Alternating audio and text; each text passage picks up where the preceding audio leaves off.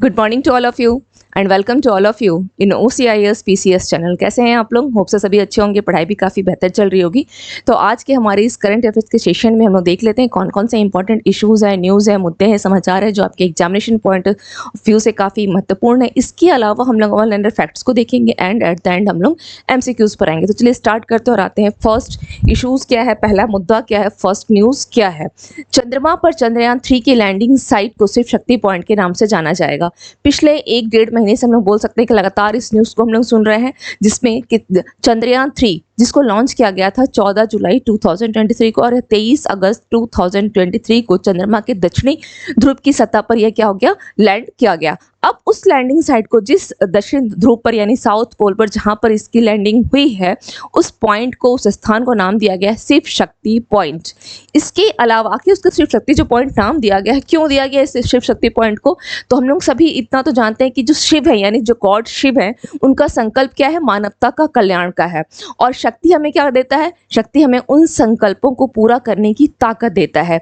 और चंद्रमा का यह जो शिव शक्ति पॉइंट है, यह हिमालय से लेकर के कहाँ तक, हमें यह एहसास दिलाता है कि यह हिमालय से कन्याकुमारी तक जुड़ा हुआ है। और जिस स्थान पर चंद्रयान 2 ने अपने पद छोड़े थे, वहां उसे अब क्या बोला जाएगा, तिरंगा कहा जाएगा। जहां चंद्रयान 2 ने यानी चंद्रयान 2 को ये कब लॉन्च किया गया था, 2019 में। हालांकि ये असफल हो गया था और इसी असफलता के कारण इसको नाम भी तिरंगा दिया गया, जिसका आप ले सकते हैं, उसका अगर आप अर्थ लें तो इस रूप में लें कि भारत जो है, भारत के हर प्रयास के लिए ये क्या करेगा, प्रेरणा का काम करेगा। ये हमें यह याद दिलाएगा कि असफलता जो होती है वो अंत नहीं है। और ये सिर्फ चंद्रयान 2 के लिए या चंद्रयान 3 के लिए नहीं है, ये आप सभी उन विद्यार्थियों के लिए है जो लोग इस क्षेत्र में तैयारी कर रहे हैं, है ना। कि जो असफलता होती है वो अंत नहीं है। अगर वो असफलता को अंत मान लेते तो क्या होता, चंद्रयान 3 जो है लॉन्च नहीं होता। तो इसका इस लाइन को आप लोग सभी को ध्यान रखिएगा हमेशा कि असफलता जो है वो अंत नहीं है। अब हम लोग देख लेते हैं कि चंद्रयान 2 का नाम दिया गया, तिरंगा दिया गया। चंद्रयान 1 का क्या नाम दिया गया था, चंद्रयान 1, जो कि आपकी कब 22 अक्टूबर 2008 को लॉन्च किया गया था। इसकी थोड़ा सा आप लोग लॉन्चिंग डेट जरूर लिख लें। ओके, लॉन्चिंग डेट इसकी कब की रही है, चंद्रयान 1 की। चंद्रयान 1 यह कब लॉन्च किया गया था, यह आपका 22 अक्टूबर 2008 को 2008 लॉन्च किया गया। लेकिन कब, यह 14 नवंबर 2008 को क्या हो गया, इसकी आप बोल सकते हैं crash landing. Okay, crash landing हो गई थी, यह क्रैश लैंडिंग, और ये लॉन्च हुआ था, लॉन्च क्रैश लैंडिंग। अब आप लोगों को इतना थोड़ा इस डेट को देख करके कुछ ऐसा लग रहा है कि उस दिन शायद किसी की जयंती हो। हमारे भारत के प्रथम प्रधानमंत्री कौन, जवाहरलाल नेहरू जी की जयंती जो है मनाई जाती है कब, 14 नवंबर को। और इसका नाम भी, जहां पर चंद्रयान 1 की लैंडिंग थी, क्रैश लैंडिंग, उसको क्या नाम दिया गया, जवाहर पॉइंट। तो ध्यान रखिएगा, चंद्रयान 1 की है जवाहर पॉइंट, चंद्रयान 2 के लिए क्या है, तिरंगा है, एंड चंद्रयान 3 के लिए शिव शक्ति पॉइंट नाम दिया गया है। नाउ अब इसके साथ एक फैक्ट और ध्यान रखिएगा कि 23 अगस्त को यानी चंद्रयान 3 का जो लैंडिंग हुई है 23 अगस्त को हुई है, तो इस दिन को किस रूप में मनाया जाएगा, राष्ट्रीय अंतरिक्ष दिवस के रूप में मनाया जाएगा। कब, 23 अगस्त को। ये भी एक एडिशनल फैक्ट है, इसको ध्यान रखिएगा, 23 अगस्त को राष्ट्रीय अंतरिक्ष दिवस के रूप में मनाया जाएगा। Now come to the next news क्या है, 6 और देश जो है ब्रिक्स के सदस्य बनेंगे। तो वर्तमान में ब्रिक्स के सदस्य हैं कितने, आप लोग यहाँ वर्तमान में देख रहे हैं कौन कौन से कंट्रीज है, ब्राजील हो गया, रशिया है, चाइना है, इंडिया है एंड साउथ अफ्रीका है। लेकिन ये कंट्री में थोड़ा सा यहाँ पर आपको ये ध्यान देना है, ये जो कंट्री है आप यहाँ देख रहे हैं, इसमें 4 कंट्री, जो प्रारंभ में 4 कंट्री थी, कौन कौन सी थी, इसका नाम था ब्रिक। यह 2009 में, इसकी स्थापना कब हुई थी, 2009 में इसकी स्थापना हुई थी, जिसमें आप यहाँ पर देख रहे हैं, यह आपका इन सभी कंट्रीज में आपको दिख रहा है, ब्राजील है, रशिया है, चाइना है एंड इंडिया है आरंभ में यानी 2009 में। लेकिन साउथ अफ्रीका इसमें कब शामिल हुआ, तो ऐसा माना भी जाता है कि इसका अगर ब्रिक का विस्तार बोला जाए तो 2010 में, क्योंकि 6 देश अभी और शामिल हो रहे हैं। ब्रिक्स का विस्तार तो अभी किया गया है, अभी इससे पूर्व में विस्तार कब हुआ था? तो 2010 में हुआ था। कैसे हुआ था? क्योंकि साउथ अफ्रीका को उसमें तब शामिल किया गया था। साउथ अफ्रीका को शामिल करने के कारण इसका विस्तार हुआ 2010 में। तो यहाँ पे आप लोग लिख लें, जब इसमें साउथ अफ्रीका शामिल हो गया, यानी यह ब्रिक्स से जब यह ब्रिक्स बन गया तो 2010 ये पहला ब्रिक है, यानी केवल इसमें 4 कंट्री थे। ब्रिक्स आने के बाद यह 5 कंट्री, 5 इसके सदस्य देश हो गए। नाउ अब हम लोग देख लेते हैं कि वो 6 कंट्री कौन कौन से हैं जो इसके सदस्य बनेंगे। कौन कौन से हैं?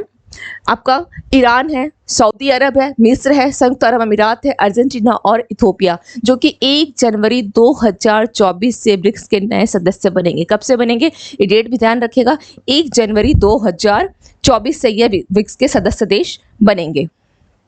ये डेट ध्यान रखना है, 24 से। और कंट्रीज के नाम ध्यान रखना है। ईरान की राजधानी क्या है? तेहरान है। सऊदी अरब की राजधानी क्या है? रियाद है। मिस्र की राजधानी काहिरा, संयुक्त अरब अमीरात की अबू धाबी, अर्जेंटीना की ब्यूनस आयर्स और इथोपिया सॉरी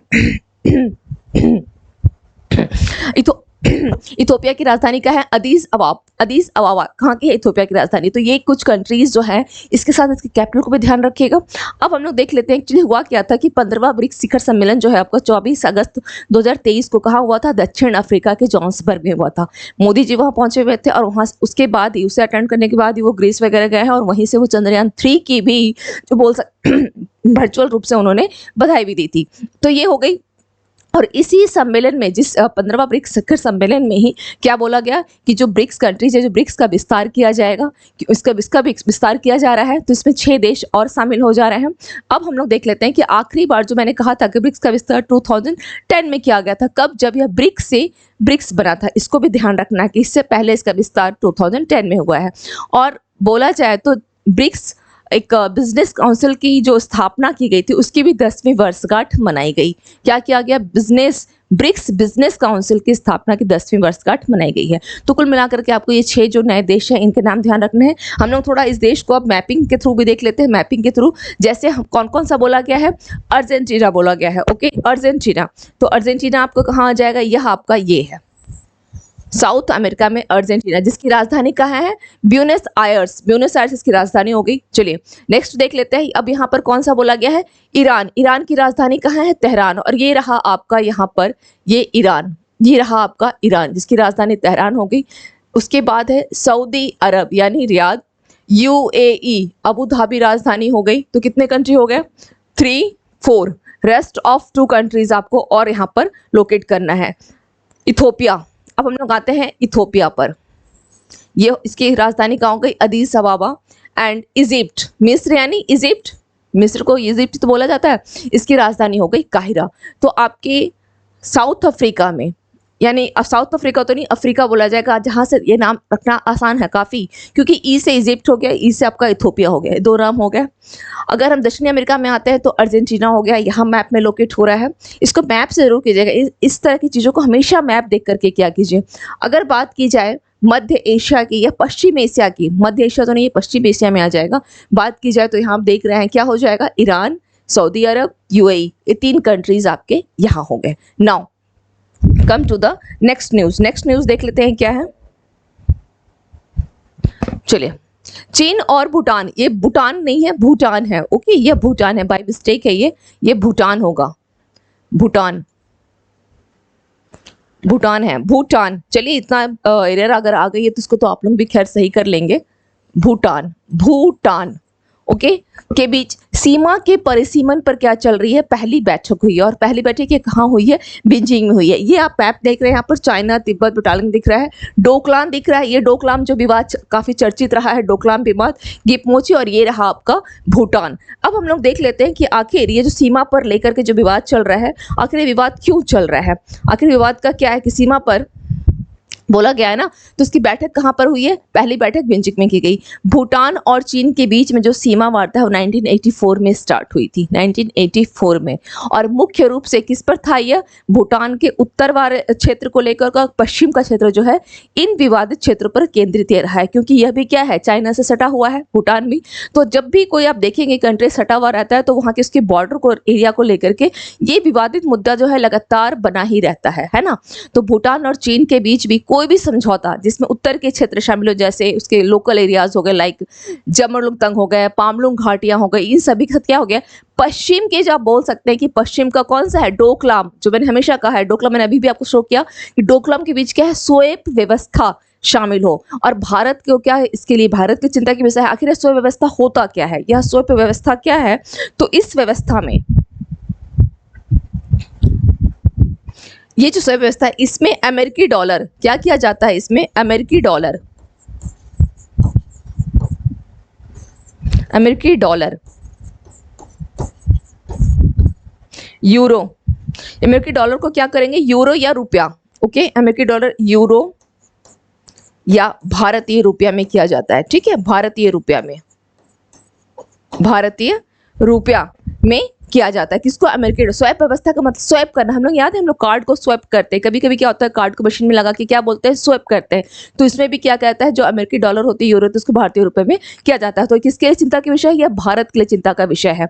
ओके, अब हम लोग थोड़ा सा यहाँ पर देख लेते हैं कि जो आपका एक सिलीगुड़ी है, सिलीगुड़ी कहाँ पर ही है, भारत में है, ये सिलीगुड़ी है। तो इससे भारत के क्या होगा, संकीर्ण सिलीगुड़ी जो कॉरिडोर है, जो पूर्वोत्तर राज्यों को, पूर्व उत्तर राज्यों को, यानी नॉर्थ ईस्ट वाला जो स्टेट है को शेष भारत से जोड़ता है, से चीन की निकटता बढ़ जाएगी अगर वो भारतीय रुपए में कन्वर्ट हो जाता है। तो इससे क्या होगा, जो नॉर्थ ईस्ट वाला रीजन है, क्योंकि नॉर्थ ईस्ट में भी अगर आप देखते हैं तो अरुणाचल प्रदेश का बॉर्डर किससे सटा हुआ है, या चाइना से सटा हुआ है, अरुणाचल प्रदेश, सिक्किम सटा हुआ है ना।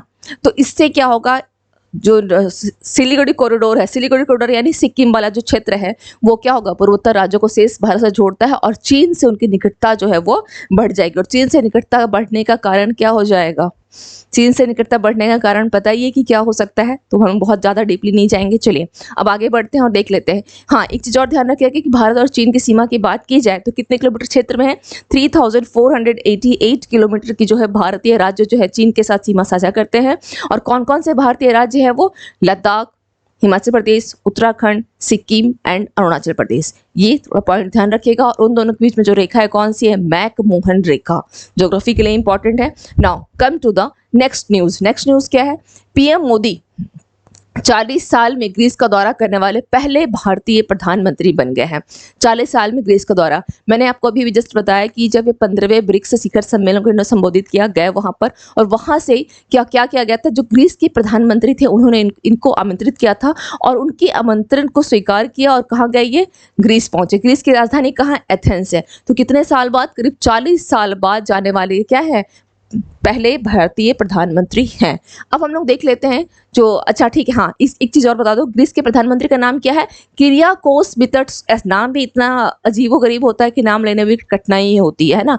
किरियाकोस मित्सोटाकिस, अजीब सा नाम नहीं है, ने पीएम मोदी को आमंत्रित किया था, मैंने भी बताया। चलिए इस आमंत्रित में क्या हो गया, आपकी किस पे पहलू में बात होगी, व्यापार को लेकर के निवेश किया जाएगा, इसके अलावा प्रवासन हो गया, रक्षा सहयोग हो गई, और बोल सकते हैं कि शिपिंग, इन सभी मुद्दों को लेकर क्या हो गया, दोनों देशों ने हस्ताक्षर किए हैं। और इसके साथ ही ये तो चलिए हो गई कि उन्होंने बुलाया था, प्रधानमंत्री का आमंत्रण था। इसके साथ ही जो ग्रीस की आप बोल सकते हैं कि जो राष्ट्रपति हैं, राष्ट्रपति, ओके, इन्होंने क्या किया, पीएम मोदी जी को grand cross of the order of honour से सम्मानित किया है। आप इमेज में बिल्कुल यहाँ देख रहे हैं, कौन सा सम्मान था ये, grand cross of the order से सम्मानित किया गया है। तो ये ध्यान रखिएगा, यह ध्यान रखिएगा, इसका नाम यहाँ लिखा गया है, grand cross of the order of honour से सम्मानित किया गया।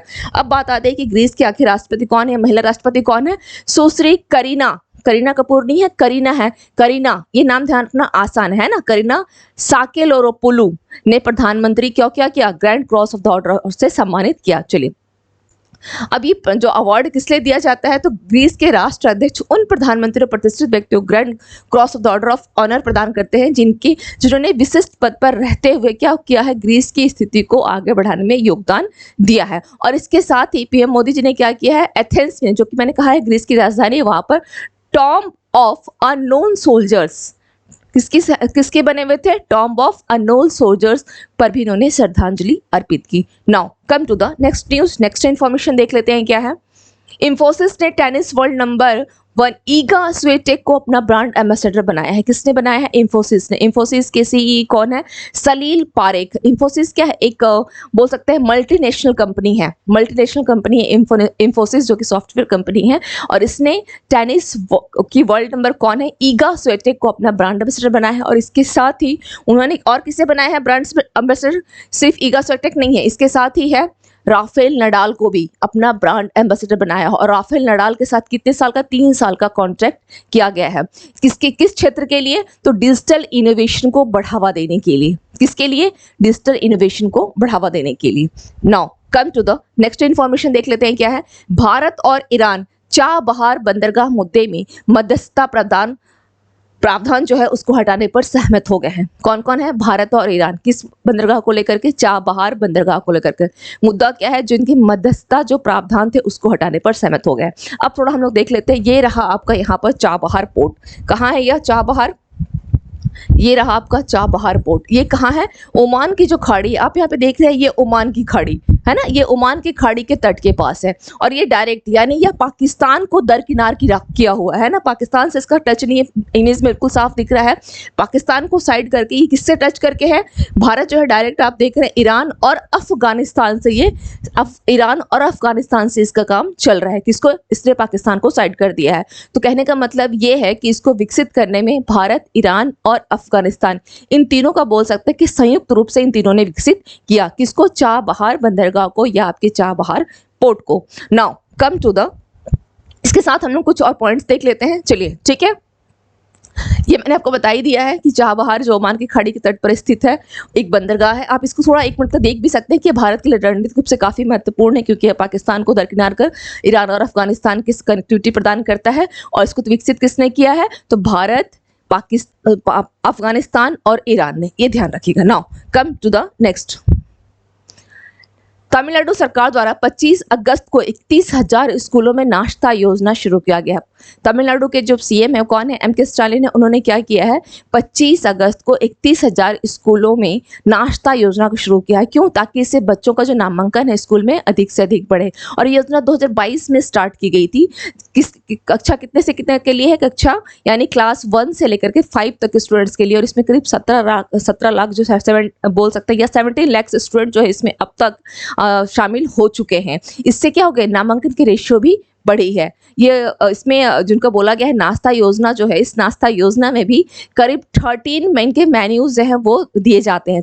13 प्रकार के मेन्यू जिनमें शामिल है इस नाश्ता इनके योजना में। तो किसके द्वारा प्रारंभ किया गया है? तमिलनाडु सरकार के द्वारा। Now come to the next issues क्या है? इंदौर को 2022 का सर्वश्रेष्ठ नेशनल स्मार्ट सिटी अवार्ड दिया गया है। किसको? इंदौर को। ये दिया गया है नेशनल स्मार्ट सिटी इंदौर, ये फर्स्ट पोजीशन पर है। अब हम लोग देख लेते हैं इंदौर तो चलिए फर्स्ट पर, तो फिर सेकंड पोजीशन पर कौन है? सेकंड पोजीशन पर कौन है? इंदौर आपका सर्वश्रेष्ठ है, यानी फर्स्ट पोजीशन इंदौर का हो गया। सेकंड पोजीशन पर आपका सूरत है। सूरत आपकी सेकंड पोजीशन पर हो गया। एंड आगरा आपका थर्ड है। किसमें? Smart city. किसमें है यह? स्मार्ट सिटी अवार्ड में, नेशनल स्मार्ट सिटी अवार्ड में। ध्यान रखिएगा, Indore first, Surat second and Agra third. लेकिन इस सिटी में है। अगर सर्वश्रेष्ठ राज्य की बात की जाए, सर्वश्रेष्ठ स्मार्ट राज्य की अगर बात की जाए तो उसमें कौन आएगा? उसमें भी कुछ पॉइंट्स लिख ले। सर्वश्रेष्ठ स्मार्ट राज्य में सब प्रथम आएगा आपका एमपी। चलिए मैं यहाँ एमपी यहाँ लिखे, MP, then Tamil Nadu and third में आपका है राजस्थान प्लस आपका यूपी यानी उत्तर प्रदेश। थर्ड में कौन सा है? सर्वश्रेष्ठ राज्यों की बात की जाए तो एमपी प्रथम हो गया, तमिलनाडु सेकंड हो गया, राजस्थान प्लस उत्तर प्रदेश संयुक्त रूप से थर्ड पोजीशन पर है। एंड अगर यूटीज में बात की जाए, केंद्र शासित प्रदेश में बात की जाए, तो चंडीगढ़ आपका प्रथम स्थान पर है। अगर यूटीज में बात की जाए, यूटीज में तो कौन होगा? चंडीगढ़ आपका प्रथम स्थान में है, ये ध्यान रखिएगा। Now come to the next news. Next news क्या है? रक्षा मंत्रालय ने हिंदुस्तान शिपयार्ड लिमिटेड यानी HSL विशाखापट्टनम के साथ एक अनुबंध पर हस्ताक्षर किया। और अनुबंध कैसा है कि 5 आपके जो फ्लीट सपोर्ट जहाजों का अधिग्रहण किया जाएगा। किस प्रकार के? 5। कितने प्रकार के जहाज इसमें होंगे? 5। 5 फ्लीट सपोर्ट। ओके, चलिए मैं लिख दे रही हूँ 5 आपके क्या होंगे, fleet support, fleet sport. Okay, fleet sport जो है जहाजों का अधिग्रहण किया जाएगा। अब यहाँ पर करना क्या है कि किसके साथ कर रहा है, विशाखापट्टनम के साथ कर रहा है। तो इस 5 जहाज की जो बोला गया है फ्लीट स्पोर्ट की, इसकी लागत कितनी, इसका बजट कितना है, तो यह करीब आपका 19,000 करोड़ रुपए है। 19,000 करोड़, 19,000 करोड़ रुपए का ये आपका बजट है, 19,000 करोड़ रुपए का। Now come to the next point, next news देख लेते हैं क्या है। राष्ट्रीय स्वास्थ्य प्राधिकरण यानी NHA, नेशनल हेल्थ अथॉरिटी ने आइजोल में क्या किया, आइजोल यानी मिजोरम की राजधानी आइजोल में 100 या 100 बोल सकते हैं माइक्रोसाइट्स परियोजना के तहत पहला अपना ABDM यानी Ayushman Bharat digital mission. ABDM का मतलब क्या हो गया, Ayushman Bharat digital mission Microsoft को लॉन्च किया। ऐसा करने वाला पूरे देश का बोला जाए तो मिजोरम जो है आपका यह पहला राज्य बन गया है, यह आपका पहला राज्य बन गया है। Now come to the next news, next news क्या है देख लेते हैं। चलिए अब हम लोग आते हैं रिवीजन पे। हम लोगों ने काफी सारी न्यूज तो देख ली, अब हम लोग करते हैं रिवीजन। केंद्र सरकार ने DRDO में बदलाव के लिए एक समिति का गठन किया गया है और इस समिति की इसकी अध्यक्षता कौन कर रहे हैं, के विजय राघवन के द्वारा। इस समिति की अध्यक्षता कौन किसके द्वारा किया जाएगा, के विजय राघवन के द्वारा, के विजय राघवन के द्वारा इस समिति की अध्यक्षता की जाएगी। और किसके द्वारा किया गया है, रक्षा मंत्री राजनाथ सिंह ने किया है। DRDO में बदलाव के लिए यानी DRDO में उसकी भूमिका की समीक्षा करने के लिए, उसे परिभाषित करने के लिए समिति का गठन किया गया है, जिसमें 9 सदस्य भी होंगे। ये कमेटी जो है अपने 3 महीने में रिपोर्ट को सौंपेगी। नेक्स्ट है R प्रज्ञानंद फिडे विश्व कप में उपविजेता रहे, R प्रज्ञानंद। नेक्स्ट है ई-गवर्नेंस पर 26वां राष्ट्रीय सम्मेलन 24 और 25 अगस्त को MP के इंदौर में आयोजित किया गया। और MP क्या है, MP आपका सर्वश्रेष्ठ राज्य है और सर्वश्रेष्ठ स्मार्ट राज्य, और इंदौर क्या है, सर्वश्रेष्ठ स्मार्ट सिटी है। Now college of military engineering Pune Bharat का क्या है, पहला कार्बन नेगेटिव गैरिसन बन गया है, जहां पर 5 मेगावाट सौर संयंत्र की स्थापना की मंजूरी दी गई है। कितना है, 5 मेगावाट सौर संयंत्र। ओके, इसके तहत क्या हो गया, पुणे भारत का पहला कार्बन नेगेटिव गैरिसन बन गया है। Now come to the next, Rocketry ने 69th राष्ट्रीय फिल्म पुरस्कार 2023 में सर्वश्रेष्ठ फीचर फिल्म का पुरस्कार जीता है। और अगर बात की जाए सर्वश्रेष्ठ अभिनेत्री, तो ये सभी आप लोग सभी को याद रहेगा, गंगूबाई काठियावाड़ के लिए किसको, आलिया भट्ट, और मिमी के लिए किसको, कीर्ति सेन को दिया गया है। चलिए नेक्स्ट देख लेते हैं, आखिर इसमें बहुत सारे अवार्ड्स हैं तो नेक्स्ट हम लोग देख लेते हैं। 25 अगस्त 2023 को नई दिल्ली में B20 समिट इंडिया 2000 शुरू किया गया है। तो B20 का मतलब होता है बिजनेस 20 समिट इंडिया। कहाँ पे, इस पे आपको स्थान पूछ सकता है, कहाँ पर किया गया है, नई दिल्ली में। इसका थीम पूछ सकता है, थीम क्या है, रेज, RAISE, रेज। और रेज का फुल फॉर्म मैंने आपको बताया ही है, रेज। इसकी थीम क्या है, राइज इसकी थीम है। Okay, responsibility, accelerated innovation, sustainable and equitability. अब आपको ये मैंने लगातार बता रही हूँ, ध्यान रखिएगा, इंपॉर्टेंट है ये B20 समिट इंडिया का। नाउ नेक्स्ट है रक्षा अधिग्रहण परिषद यानी DAC ने कितने करोड़ का, 7800 करोड़ रुपए के प्रस्तावों को मंजूरी दे दी है। नेक्स्ट है नरेंद्र मोदी और चीनी राष्ट्रपति कौन है, शी जिनपिंग LAC पर यानी एक्चुअल लाइन ऑफ कंट्रोल पर सैनिकों की वापसी के प्रयास को लेकर के तेज करने पर दोनों क्या हो गए, सहमत हो गए हैं। नाउ नेक्स्ट देख लेते हैं, स्वच्छ वायु सर्वेक्षण रैंकिंग में 2023 में इंदौर शीर्ष पर है। स्वच्छ यानी एयर क्वालिटी ऑफ इंडेक्स में इंदौर शीर्ष पर है। सेकंड पोजीशन पर कौन है आपका, आगरा है। सेकंड पोजीशन पर यहाँ कौन है, आगरा, ये शीर्ष पर है, आगरा सेकंड पर है। एंड आपका ठाणे आपके थर्ड पोजीशन पर है, थर्ड पर है। थर्ड इंदौर को अगर बोला जाए तो कितनी रैंकिंग, 200 से इसको 187 स्कोर है। आगरा का 200 में 186 स्कोर है। एंड ठाणे का कितना है, 200 में 185.2 स्कोर है, ध्यान रखना है। इसरो अगला चंद्रमा, नेक्स्ट है खेलो इंडिया महिला लीग का नया नाम अस्मिता महिला लीग रखा गया है। नया नाम क्या है, अस्मिता महिला लीग रखा गया है। नेक्स्ट है इसरो अगला चंद्रमा मिशन अपने जापानी समकक्ष किसके साथ, जाक्सा के साथ शानदार में जो क्या है लॉन्च करेगा। किसके साथ, जाक्सा के साथ। किसका, ये स्पेस एजेंसी जापान की है, जिसके तहत ये लैंडर विकसित करने का काम कौन कर रहा है, लैंडर को विकसित करेगा आपका जापान यानी जाक्सा, और रोवर को विकसित कौन करेगा, आपका इसरो करेगा। Now come to the next, विश्व कुश्ती संस्था ने भारतीय कुश्ती महासंघ की सदस्यता को निलंबित कर दिया और यह अनिश्चित काल के लिए इसने निलंबित किया है। क्यों, ताकि चुनाव कराने में देरी होने के कारण। चुनाव में इन्होंने क्या कहा था, जो विश्व कुश्ती संघ है इसने क्या कहा था भारतीय कुश्ती महासंघ को किस चुनाव कराने के लिए। बृजभूषण सिंह का मामला काफी चर्चित रहा है और यह लगातार चर्चा में रहने के कारण क्या हो गया, चुनाव में देरी हो गई है, जिसके कारण इसको निलंबित कर दिया गया है। Now come to the next, हम लोग देख लेते हैं चेस वर्ल्ड कप 2023 किसने जीता है, मैग्नसन कार्लसन ने। किसको इन्होंने हराया था, तो यहाँ पर जब हमने कहा कि आर प्रज्ञानंद वो उपविजेता रहे हैं, ध्यान रखिएगा मैग्नस कार्लसन जो है यह विजेता रहे हैं। नाउ किस राज्य ने पोषण जागरूकता सूचकांक 2023 में शीर्ष स्थान पर रहा है, पंजाब। किसमें, पोषण जागरूकता सूचकांक में। नाउ किसके द्वारा लिखित पुस्तक ink on love the live vision and songs of Kabir प्रकाशित की जाएगी, किसके द्वारा है यह, विपुल रिखी के द्वारा। ब्रिक्स समूह में कितने नए देश शामिल होंगे, 6 नए देश शामिल होंगे और कौन कौन से हैं, अर्जेंटीना है, अर्जेंटीना हो गया आपका, इजिप्ट हो गया, इथियोपिया हो गया, यूएई, ईरान एंड कौन सा हो गया, यूएई, ईरान एंड सऊदी अरब। ये 6 कंट्रीज में शामिल होंगे। तो अब कितने हो जाएंगे उसको सदस्य देश, यानी 1 जनवरी 2024 को शामिल होंगे तो टोटल कितने हो जाएंगे, पहले से कितने, अभी वर्तमान में 5 है, 6 हो जाएंगे तो टोटल 11 कंट्रीज आपके ब्रिक्स पे शामिल हो जाएंगे। जारी स्वच्छ वायु सर्वेक्षण 2023 में कौन शहर शीर्ष पर है, इंदौर है। मैंने भी कहा आपको इंदौर, आगरा सेकंड में, ठाणे थर्ड पर है। जारी स्वच्छ, चलिए क्वेश्चन रिपीट हो गए। नेक्स्ट देख लेते हैं, राजस्थान में केंद्रीय युवा कार्यक्रम और खेल मंत्री अनुराग सिंह ठाकुर ने किसका उद्घाटन किया है, 33 खेलो इंडिया केंद्रों का। किस राज्य के तिरुवनंतपुरम में पहला एआई स्कूल लॉन्च किया गया है, केरल में। भारत के किस महान गणितज्ञ और आंकड़ा शास्त्री का 103 वर्ष की आयु में निधन हो गया है, तो श्री सी राधा कृष्ण राव यानी CR राव का।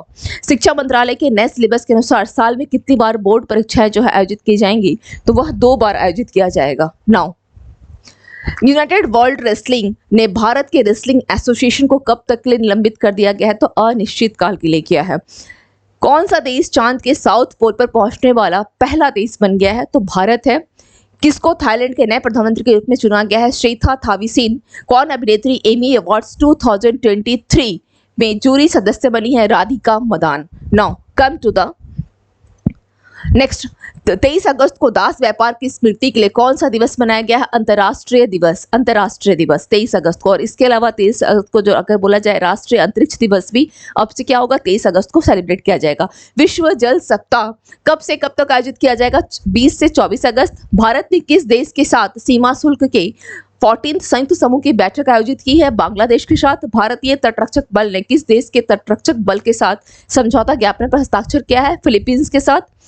किसको नेशनल ग्रीन ट्रिब्यूनल यानी एनजीटी के नए अध्यक्ष बनाया गया है, प्रकाश श्रीवास्तव को। इससे पहले कौन थे, आदर्श कुमार गोयल प्रथम अध्यक्ष वही रहे हैं, जबकि क्योंकि एनजीटी का गठन हुआ था आपका 2010 में, आदर्श कुमार गोयल अध्यक्ष रहे। उसके बाद शिव कुमार सिंह को कार्यवाहक अध्यक्ष बनाया गया और जस्ट क्योंकि इनकी रिटायरमेंट, जो आदर्श कुमार गोयल की रिटायरमेंट हुई, सेवानिवृत्ति हुए हैं, वो 6 जुलाई 2023 को हुए हैं, 1-1.5 महीना पहले ही। तो बीच में कार्यवाहक अध्यक्ष बनाया गया था शिव कुमार सिंह को, और अब किनको बनाया गया है, प्रकाश श्रीवास्तव को अध्यक्ष बना दिया गया है।